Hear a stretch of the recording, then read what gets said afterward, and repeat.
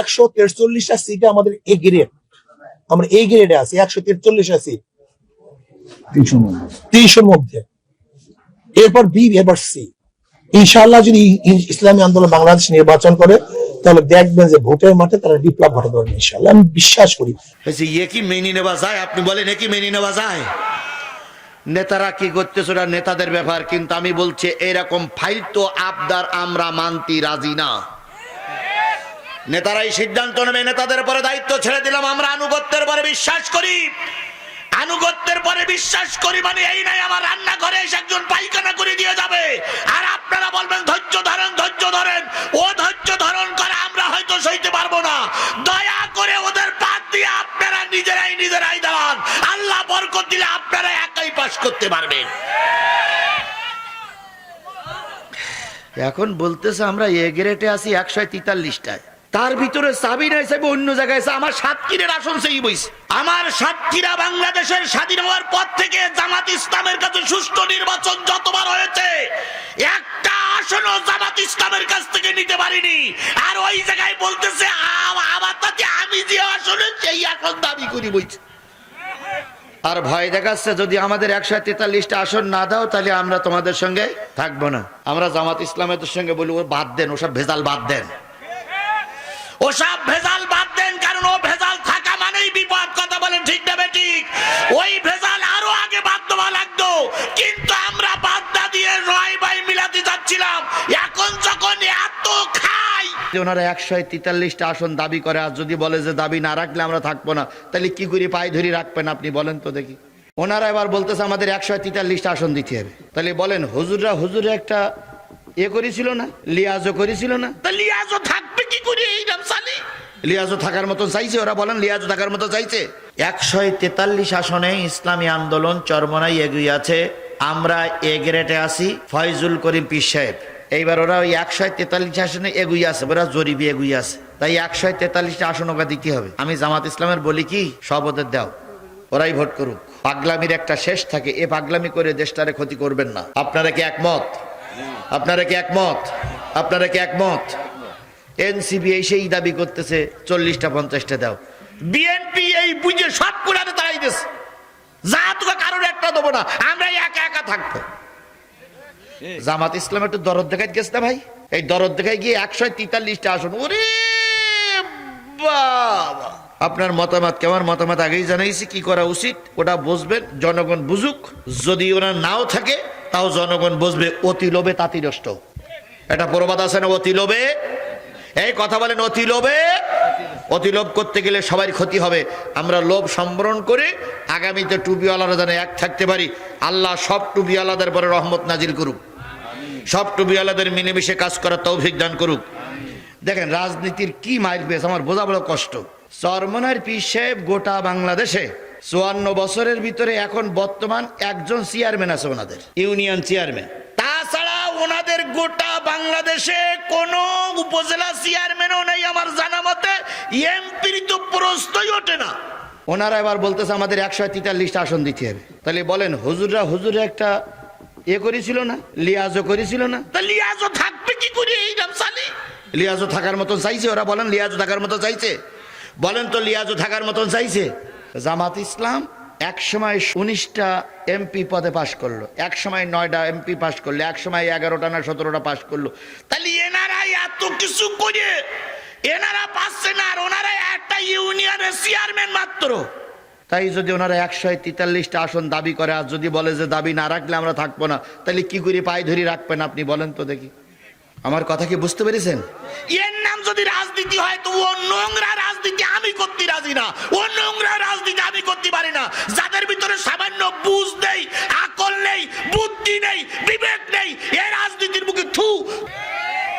বাংলাদেশে এই পর্যন্ত যারা একটা এমপিও তো পাস করতে পারিনি, গোটা বাংলাদেশের যাদের একটা উপজেলা চেয়ারম্যান নেই, কখনো পাস করতে পারিনি, তারাই এখন আসন চাচ্ছে 143টা। আর ভয় দেখাচ্ছে যদি আমাদের 143টা আসন না দাও তাহলে আমরা তোমাদের সঙ্গে থাকবো না। আমরা জামাত ইসলামের সঙ্গে বলি ও বাদ দেন, ওসব ভেজাল বাদ দেন, ওসব ভেজাল বাদ দেন। কারণ ও ভেজাল থাকা মানেই বিপদ। কথা বলেন ঠিক না বেঠিক? ওই ভেজাল আরো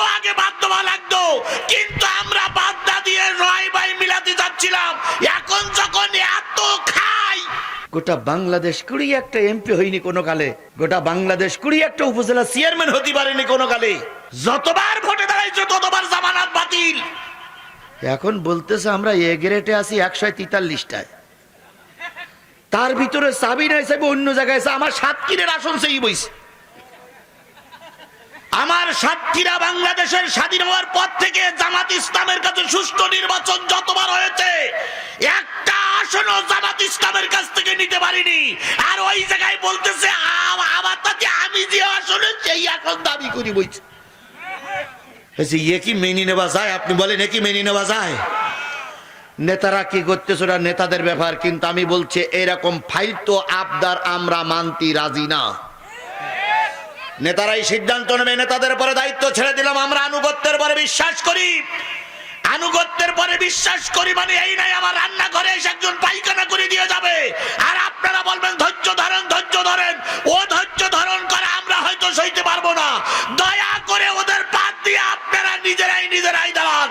আল্লাহ বরকত দিলে আপনারা একাই পাস করতে পারবেন। বড় একটা আশা নিয়ে দেশের মানুষ বাসা বেঁধেছিল। এবার হুজুররা সব একজোট হবে এবং সেই জোটের মাধ্যমে কোরআন জাতীয় সংসদে যাবে।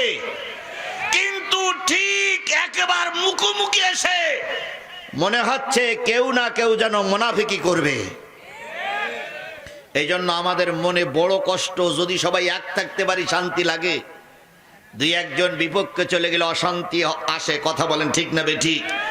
রাজনীতি যে যা করুক দেশ সবাই, আর যারা যে কোনো কায়দায় ন্যাংটা হয়ে নিয়েছে ক্ষমতায় যাওয়া লাগবে, তোমাদের রাজনীতিতে থু মারি আমরা।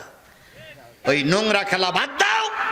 নতুবা দেশে শেখ হাসিনা 17 বছর যা করেছে এই নোংরা খেলা তোমরাও যদি করো, ওই শেখ হাসিনার জুতোর বাড়ি খাওয়ার জন্য আবার অপেক্ষা করো, আবার অপেক্ষা করো, আবার অপেক্ষা করো। এইরকম গুতুগুতি করবা, শেখ হাসিনা ফুট করে ঢুকে পড়বে। আমাদের ভিতরে একতা না থাকলে শেখ হাসিনা আসার সম্ভাবনা আছে না নাই? আমরা যে যা করি ধর্মের ব্যাপারে আমাদের কোনো দ্বন্দ্ব থাকবে না। কথা বলেন, কথা বলেন।